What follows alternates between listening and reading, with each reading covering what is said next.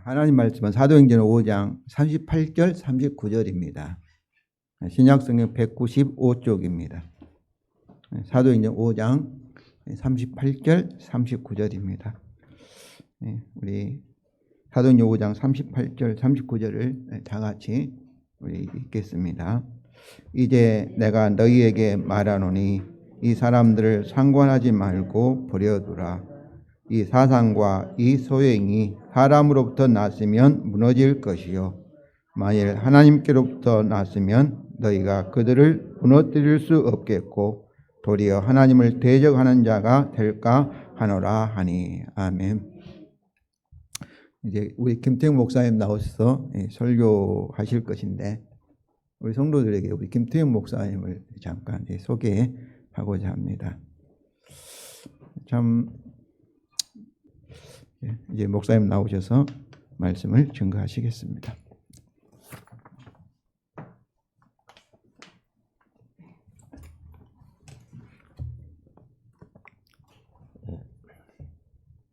성도님들, 귀한 성도님들과 함께 예배할 수 있게 되어서 참으로 감사를 드립니다.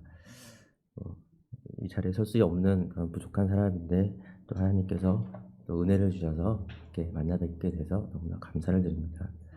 잠시 기도하겠습니다. 하나님 아버지, 은혜를 감사합니다. 하나님의 은혜로 또 그 자리에 모여서 함께 하나님을 예배하고 또 말씀을 볼 수 있게 해주시니 감사합니다. 하나님, 이 시간에 주님께서 약속하신 대로 성령을 우리 함께 하여 주셔서 말씀 속에서 우리를 가르쳐 주시고 깨우쳐 주시고 또 만나 주시고 또 치유하여 주시고, 그러한 가운데 우리가 주님의 사랑을 조금 더 깊이 깨달아서 주님을 조금 더 사랑하게 하여 주시고 조금 더 주님을 따라갈 수 있도록 하나님 은혜를 베풀어 주옵소서. 주의 도우심을 바라며 예수님의 이름으로 기도했습니다. 아멘.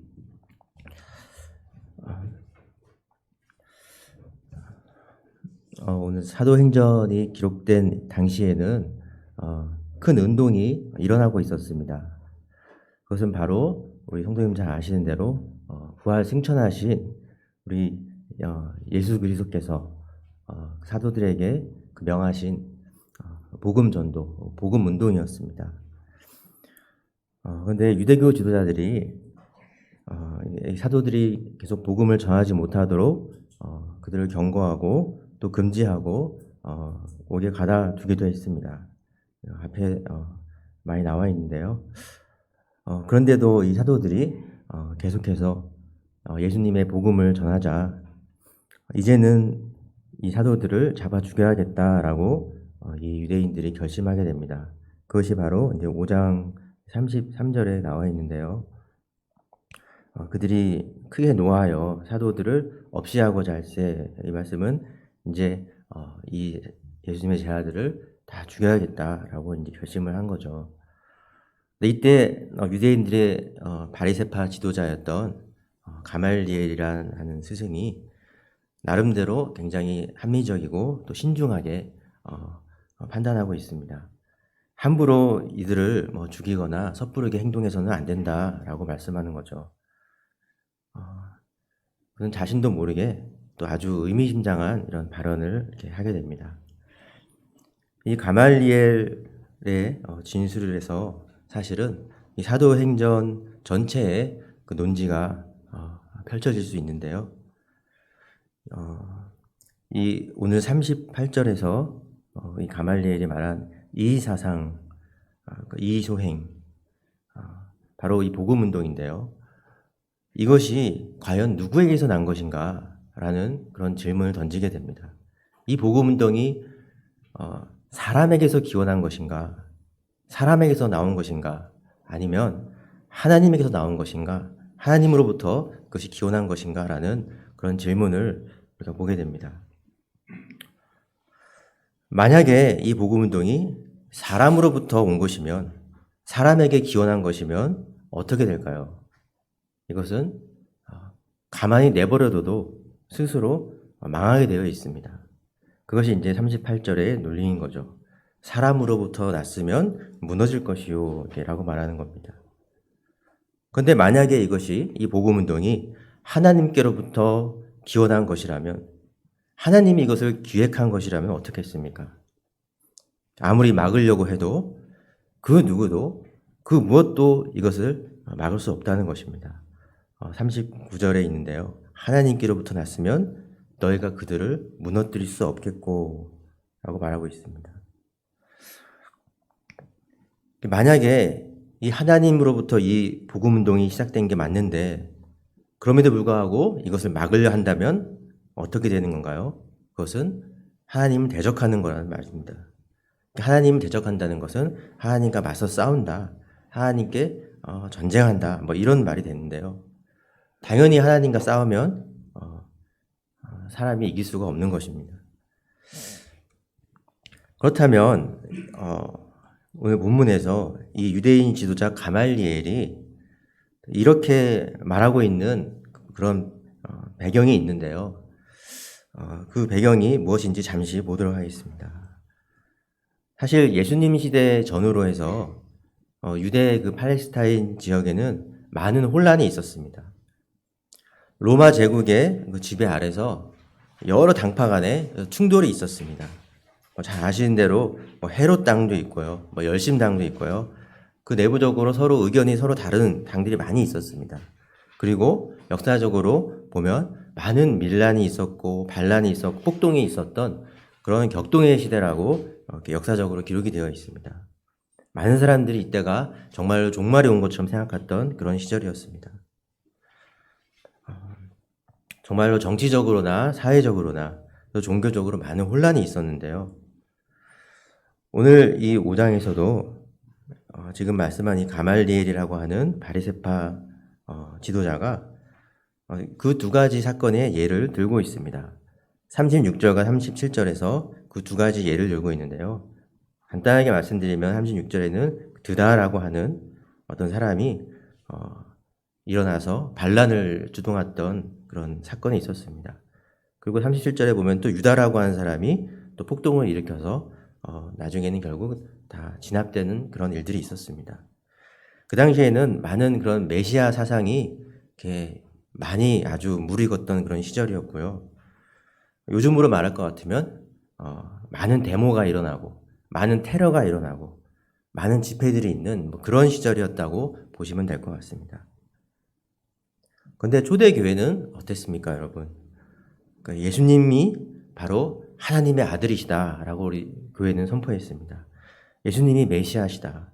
예수님이 부활하신 그리스도시고 주님이시고 온 세상을 다스리시는 왕이시다라고 선포했습니다. 그리고 예수님이 바로 이 땅에 다시 오셔서 모든 사람을 심판으로 오실 재판장이시다라고 선포했습니다. 모든 사람이 예수님의 이름에 회개하고 예수님의 이름으로 회개하고 순종할 것을 전했습니다. 그런데 이런 초대교회의 복음 전도 또 복음 운동은 그냥 조용하게 어느 구석에서 묻혀져 있던 사건이 아니었습니다. 사도행전의 또 26장에 보시면요, 이런 말씀이 있습니다. 왕께서는 이 일을 아시기로 내가 왕께 담대히 말하노니 이 일에 하나라도 아시지 못함이 없는 줄 믿나이다. 이 일은 한쪽 구석에서 행한 것이 아니니이다. 이것은 이제 나중에 보시면 아시겠지만 사도 바울이 아그리빠 왕 앞에 섰을 때 한 말씀인데요. 이 일은 곧 예수님의 복음, 하늘나라의 복음에 관한 그런 복음 전도 운동을 이야기하고 있습니다. 이 일이 이미 지금 많은 사람들에게 알려져 있고 이 왕도 알고 있습니다. 이것은 한쪽 구석에서 일어난 일이 아니라 그 유대 땅 곳곳에 이미 소문이 났던 그런 사건이다라고 말씀하는 것이죠. 그런데 이제 이 복음의 주인공이신 예수님께서 하늘로 올라가셨습니다. 이 땅엔 더 이상 계시지가 않는 것이죠. 그런데도 오히려 이 소문이 그냥 줄어드는 것이 아니라 점점 더 커져가고 있었습니다. 그리고 점점 더 요란해지고 있었습니다. 우리가 앞에서 보는 것처럼 천하 각국에서 큰 무리가 모여서 예루살렘에 모였을 때 그 제자들이 그들의 방언으로 배우지도 못했던 그런 언어로 말하는 것을 보고 사람들이 다 신기해하는 일들이 이 장에 있었습니다. 그리고 나면서 못 거르는 사람이 예수 이름으로 걷고 뛰고 찬송하는 것을 사람들이 보고 놀라는 장면이 또 3장에 있습니다. 그리고 오늘 5장에서도 보시면 또 12절에 보시면 많은 표적과 기사가 일어났다라고 말씀합니다. 그리고 또 16절에 보시면 병든 사람이 고쳐지고 또 귀신들이 쫓겨나고 하는 일들이 많이 일어났습니다. 예수님이 안 계심에도 불구하고 예수님이 계셨을 때에 있었던 일들이 그대로 계속 이어지고 있는 것입니다. 얼마나 이렇게 시끌벅적하고 또 소란했겠습니까? 여기서 그치는 것이 아니라 또 많은 분쟁들이 일어났습니다. 고발하는 일도 생기고요. 또 옥에 갇히는 일들이 수없이 많이 생기고요. 또 재판당하는 일들이 생기고 또 변론하는 일들이 생기고 상소하는 일들이 생기고 많은 소란스러운 일들이 사도행전에는 계속됩니다. 또 복음이 전해지는 곳에 큰 폭동이 일어나는 것도 보게 됩니다. 군대들도 동원되는 모습이 나타납니다. 또 로마의 그런 권력자들이 등장합니다. 이런 모든 것을 또 사도행전 17장에서 이렇게 잘 요약하고 있는데요. 17장 6절 7절에는 이런 말씀이 있습니다. 이 그리스도인들, 복음을 전하는 이들을 가리켜서 천하를 어지럽게 하던 사람들이라고 이 그리스도인들을 미워하던, 박해하던 사람들이 이렇게 이야기하는 것을 기록하고 있습니다. 또 여기에는 이런 모함들도 있었는데요. 이 사람들이 그리스도인을 말해서 말씀하고 있습니다. 이 사람들이 다 가이사, 바로 로마 황제 시저를 말하는데요. 이 로마 황제의 명을 거역하여 말하되 다른 임금 곧 예수라 하는 이가 있다 하더이다 라고 기록되어 있습니다. 이것은 무슨 말씀이냐면 이 복음을 미워하고 싫어하던 사람들이 이 초대교회의 복음운동을 마치 로마 황제의 반역을 꾀하는 그런 운동인 것처럼 또는 그런 불법적인 그런 선동인 것처럼 오해하기도 했고 또 일부러 그런 식으로 모함을 하기도 했다는 것입니다. 또 그리고요, 사도행전 24장 5절에 보시면은 또 대제사장과 유대인들이 바울에 대해서 이렇게 고발하는 것이 기록되어 있습니다. 우리 다 같이 여기 한번 읽어보겠습니다. 우리가 보니 이 사람은 전염병 같은 자라. 천하에 흩어진 유대인을 다 소유하게 하는 자요. 나사렛 이단의 우두머리라. 이 바울을 고발하고 또 복음을 미워하는 사람들의 눈에는 어떻게 보였냐면요. 이 복음 운동이 정말 골칫거리고 이 사회를 혼란하게 하고 마치 전염병 같은 그런 거다. 그리고 심지어 이것은 정통 어떤 유대교가 아니라 유대교에서 떨어져 나온 하나의 유대교에서 분파된 이단에 불과하다라는 식으로 이렇게 모함을 하고 있습니다. 그리고 이 바울이 마치 지금 우리가 읽은 것처럼 나사렛 이단의 우두머리다라고 그 이단의 마치 교주인 것처럼 이런 식으로 모함하고 하는 모습을 보게 됩니다. 이처럼 이 교회의 탄생과 또 교회의 복음 운동은 이 당시에는 정치적으로 또 사회적으로 종교적으로 큰 혼란을 가중시키는 그런 운동인 것처럼 여겨져서 많은 사람들의 그 의혹을 받고 또 눈총을 많이 받았습니다. 그리고 오늘 본문에서 이 가말리엘이라고 하는 또 유대교의 아주 지혜로운 스승이 이러한 모습들을 많이 보면서 그동안 많은 이런 비슷한 일들이 있었지만 결국 시간이 흘러가니까 다 저절로 소멸되고 망하더라 하는 것을 경험하고 나서 오늘 이렇게 말씀을 한 겁니다. 자, 그렇다면 이 사도행전을 기록한 저자인 누가는 무엇을 말하려고 하는 것일까요? 저희들도 TV 뉴스에서 매일마다 교회에 대해서 부정적인 이야기가 나오면 어떻겠습니까? 기독교에 대한 근거 없는 소문과 오해와 또 왜곡이 계속 난무하고 퍼진다면 우리 마음이 어떨까요? 매우 안타깝고 또 불편하죠. 물론 요즘은 또 교회들이 이렇게 복음을 바르게 전하지 못한다든가 또 오늘 목회자들이 또 많은 실수도 범하고 하기 때문에 저희들도 조심하고 또 분별해야 될 필요가 분명히 있습니다. 그러나 그렇다고 해서 복음 자체를 또 기독교 전체를 이렇게 오해하면 안 되겠죠. 우리는 계속 그런 일들이 생기면은 너무나 답답하고 또 이렇게 억울한 그러한 생각들이 들 수 있을 것입니다.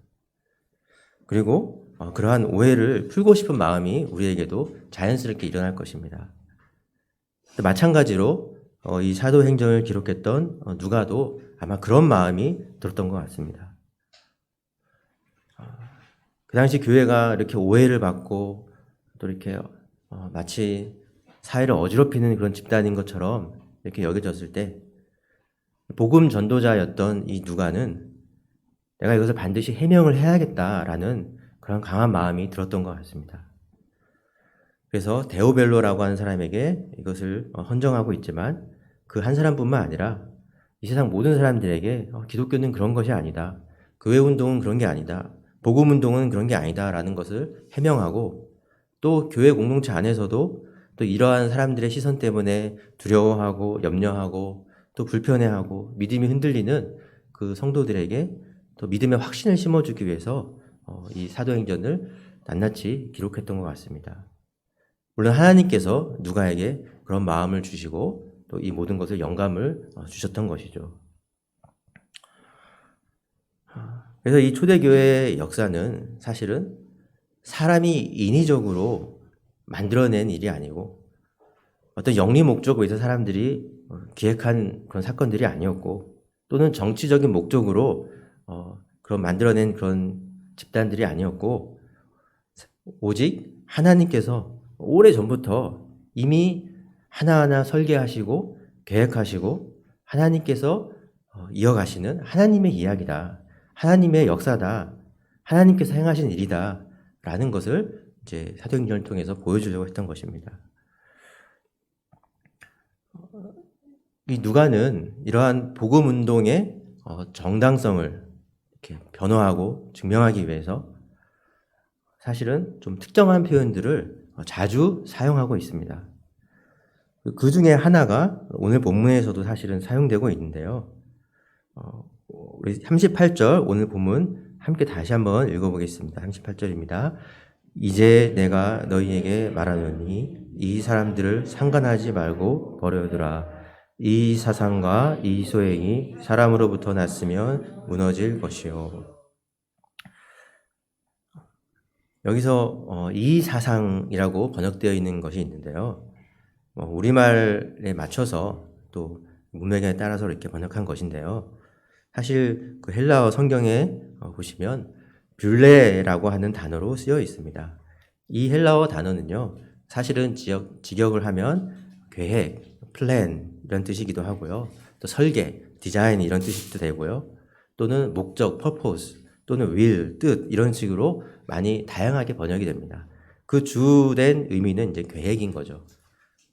누군가가 그것을 계획해서 만들어낸. 그래서 이 사상이라는 것은 여기서는 사실은 이거 누가 만들어낸, 누가 계획해낸 이런 일이냐, 이런 사상이냐 이런 뜻이죠. 한글 성경에서 주로 이제 뜻이라고 다른 이제 사도행전에서도 많이 사용되는데요. 그 한 대표적인 예가 2장 23절에 있습니다. 2장 23절도 여기 써 있는데요. 함께 읽어보겠습니다. 그가 하나님께서 정하신 뜻과 미리 아신 대로 내어준 바 되었거늘 너희가 법 없는 자들의 손을 빌려 못 박아 죽였으나. 그래서 하나님이 정하신 뜻이라고 하는 게 오늘 본문에 있던 뷸레라고 하는 것과 똑같은 계획, 하나님이 정하신 계획이라는 뜻이죠. 이 단어가 또 4장에 또 나오고요. 또 사실 몇 번 더 나옵니다. 주로 이것은 이제 예수님의 십자가 죽음이 그냥 사람들이 모의해서 작당해서 그 나쁜 사람들이 자기네 꾀로 예수님을 죽여낸 그런 사건이 아니라 사실은 하나님의 계획을 따라 이루어진 사건이다 라고 설명할 때 이 단어를 주로 사용한 것을 우리가 볼 수 있습니다. 이처럼 누가는 하나님의 뜻 또는 하나님의 계획이라는 표현을 자주 사용하는데요. 사실 똑같지는 않지만 또 다른 그런 단어들로, 또 다른 표현들로 그러나 비슷한 개념을 자주 이야기합니다.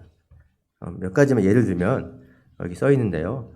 그가 택하신, 또는 아버지께서 약속하신, 미리 말씀하신, 하나님께서 정하신, 미리 아신 대로 이미 맹세하사 그가 약속하신, 미리 알게 하신, 예정하신, 영원 전부터 말씀하신, 이루려고 예정하신, 예고한, 미리 택하신, 정하신, 약속하신 대로 작정된 이런 여러 가지 어떻게 보면 좀 다르긴 하지만 거의 비슷한 그 개념을 가진 단어와 표현들을 자주 사용합니다.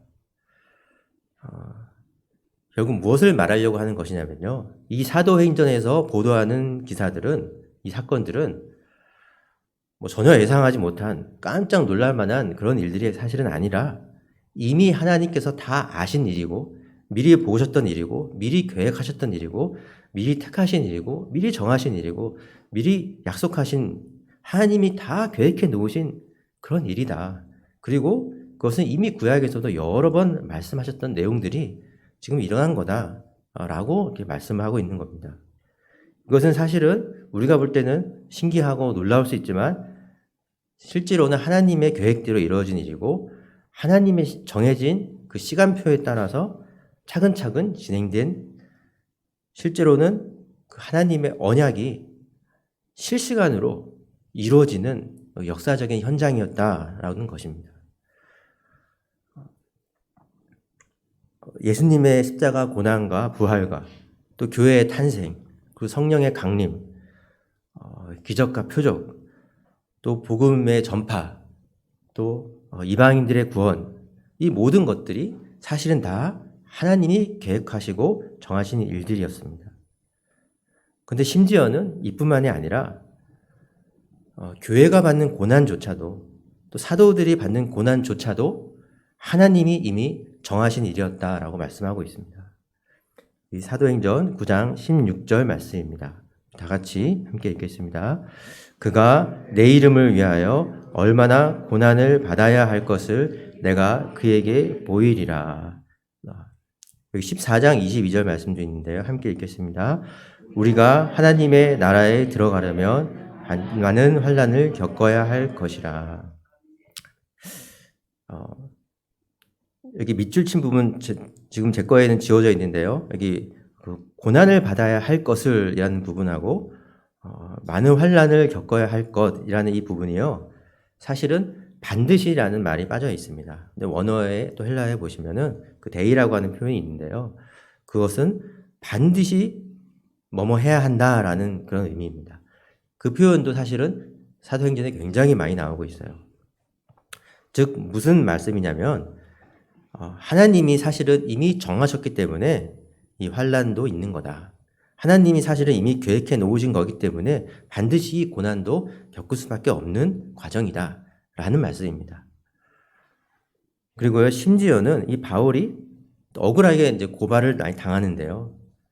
로마의 황제에게 상소를 하게 됩니다. 근데 그 사건도 억울한 일이지만 사실은 반드시 일어나야만 하는 사건이었다라고 기록합니다. 왜냐하면 바울은 로마로 가서 반드시 복음을 전해야 되는 사명을 받았기 때문입니다. 23장 11절 말씀 함께 읽겠습니다. 그날 밤에 주께서 바울 곁에 서서 이르시되 담대하라. 내가 예루살렘에서 나의 일을 증언한 것 같이 로마에서도 증언하여라 하리라 하시니라.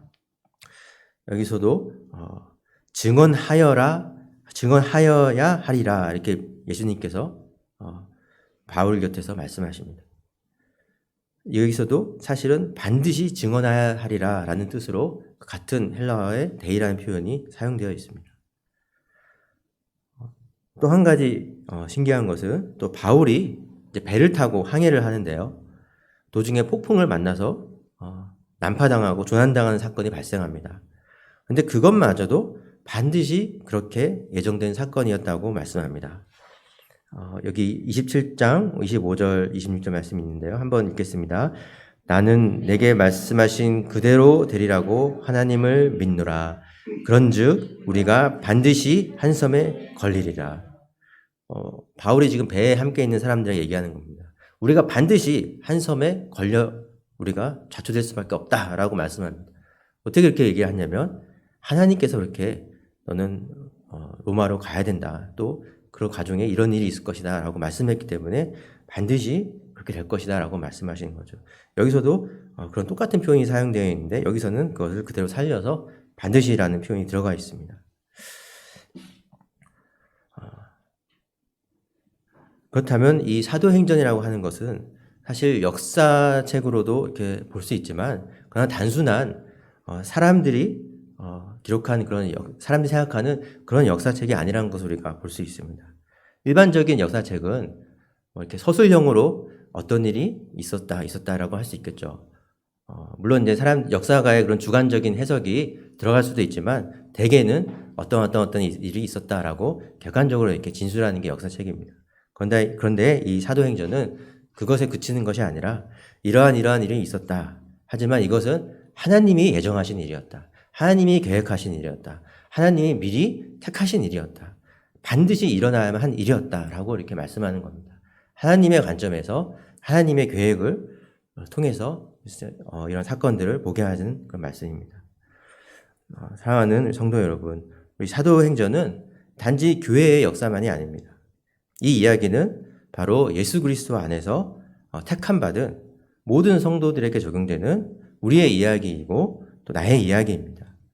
우리도 하나님의 예정된 계획을 따라서 걸어가는 인생입니다.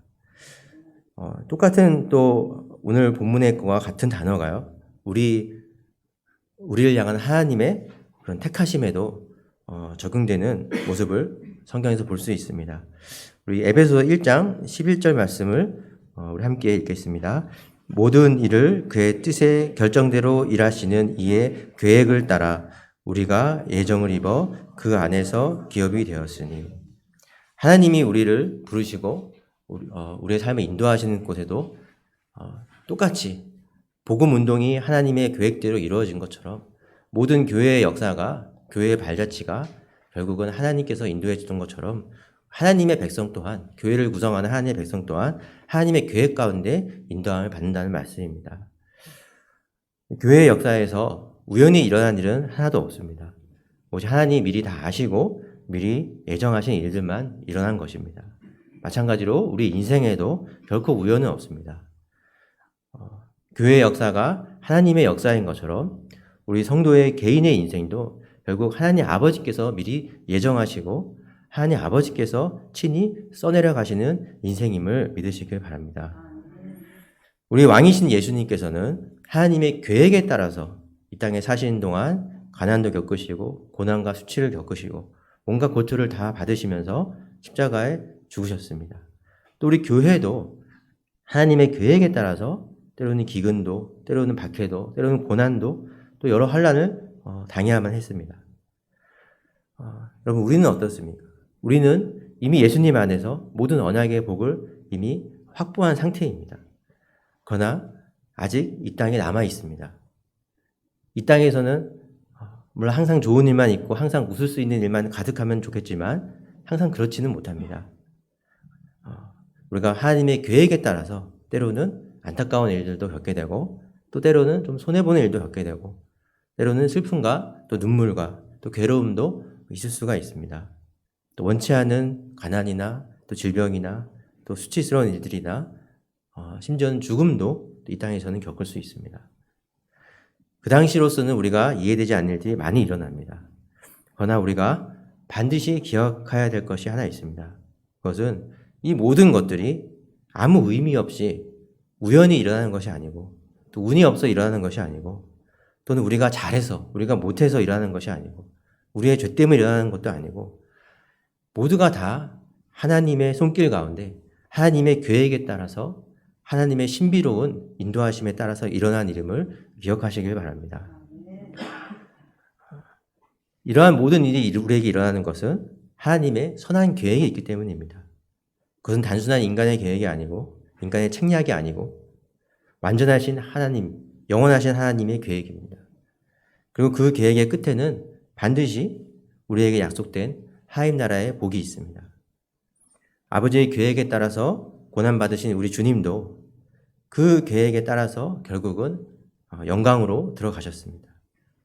또한 아버지의 계획에 따라서 고난을 받은 성도들과 사도들도 그 계획에 따라서 결국은 영광으로 들어갔습니다. 복음이 하나님으로부터 기원한 것처럼 우리 성도의 모든 인생도 하나님으로부터 기원합니다. 우리는 하나님으로부터 난 사람들입니다. 하나님으로부터 난 이 복음 운동이 하나님의 계획대로 진행된 것처럼 하나님으로부터 난 우리 성도의 여정은 하나님의 계획대로, 하나님의 예정대로 그 길을 따르게 되어 있습니다. 우리가 우리 지난 인생을 돌아볼 때 아쉬움이 있거나 또 후회가 있거나 그럴 필요가 전혀 없습니다. 자랑할 것도 없고 또 절망할 것도 없습니다. 오직 우리에게는 감사만 있고 또 소망만 있을 뿐입니다. 왜냐하면 이 모든 것이 우리를 사랑하시는 하늘 아버지의 계획에 따라서 그 섬세한 손길에 따라서 이루어진 것임을 우리는 믿기 때문입니다. 하나님이 이 모든 것을 계획하셨다는 이 사실은 우리를 담대하게 합니다. 이 사도행전의 모든 일들이 하나님의 계획인 것을 우리가 알면 우리는 어떤 상황에서도 기쁨을 잃지 않을 수 있습니다. 어떤 상황에서도 당황하지 않고 담대할 수 있습니다. 이 사도행전에서는 우리 잘 아시다시피 많은 반대하는 세력들이 나타납니다. 온갖 위협이 있고 협박이 있고 또 매질이 있고 또 폭력이 있고 참소하는 일들이 수두룩합니다. 이것을 또 잘 요약한 구절이 있는데요. 28장 22절 말씀을 써놨습니다. 한번 다 같이 읽겠습니다. 이에 우리가 너의 사상이 어떠한가 듣고자 하니 이 파에 대하여는 어디서든지 반대를 받는 줄 알기 때문이라 하더라. 지금 이 말씀은요, 사도 바울이 로마로 이제 마침내 가서 로마에 있는 유대인들하고 이야기를 나누다가 그들에게 들은 얘기입니다. 이 유대 땅 밖에 있는 그 다른 나라에 있는 사람들이 사실은 복음에 대해서 잘 몰라요. 교회 운동이 뭔지, 복음 운동이 뭔지 지금 모릅니다. 이 파에 대해서는 모릅니다. 이 파라고 하는 건 이제 교회를 말하는데요. 근데 그들이 알고 있는 거 한 가지가 있어요. 그건 뭡니까? 바로 이 교회 운동하는 사람들은, 이 복음 운동하는 사람들은 그 내용은 뭔지 잘 모르겠는데 어딜 가든지 반대를 당하더라. 그 사실 하나는 알고 있어요. 어딜 가든지 그냥 미워하는 사람들로 드글드글하다라는 사실 하나만큼은 아주 잘 알려져 있습니다. 그만큼 사건 사고가 굉장히 많았던 것이고 많은 고난이 있었던 것이죠. 그럼에도 불구하고 우리 교회와 성도들은 어땠습니까? 더욱 담대하게 복음을 전했습니다. 그리고 말씀이 흥황했고 그리하여 구원을 받는 자들의 수가 더하여지고 더 많은 기쁨이 있었다라는 그런 말씀들이 사도행전에 계속해서 반복되어 나옵니다. 아무리 옥에 가둬도 잡아 가둬도 소용이 없는 것입니다. 이것은 마치 사망의 권세가 생명의 주이신 예수님을 그 무덤 속에 계속 가둬둘 수 없는 것처럼 하나님의 복음을 이 사람들이 가둘 수는 없기 때문입니다. 우리 안에 있는 이 복음의 기쁨, 이 복음의 소망은 절대 빼앗길 수 없는 것입니다. 바울도 이렇게 고백했죠. 우리가 아무리 사방으로 우겨쌈을 당하여도 쌓이지 아니하며 답답한 일을 당하여도 낙심하지 아니하며 박해를 받아도 버림받지 아니하며 거꾸로 뛸을 당하여도 망하지 아니하고 우리는 답답한 일들이 많이 있을 수 있고 여러 가지 우겨쌈 당하는 것 같은 사방에 그런 막힌 것 같은 일들이 많이 있을 수 있지만 결코 어떻습니까? 낙심하지는 않습니다. 결코 절망하지는 않습니다. 결코 하나님이 우리를 버린 것이 아닙니다. 우리는 여전히 기뻐할 수 있습니다. 왜냐하면 하나님의 안전한 계획 안에 영혼이 있기 때문입니다. 우리는 이미 예수님 안에서 승리를 확보한 자들인 줄로 믿으시길 바랍니다. 예수 그리스도의 십자가의 복음을 통해 이루신 하나님의 영원한 승리가 바로 우리의 승리입니다. 하나님의 복음은 인간의 모든 저항을 다 이겨냅니다. 따라서 우리가 복음 안에만 있으면 우리의 인생도 모든 저항과 모든 장애물을 결국 이겨낼 줄로 믿으시길 바랍니다.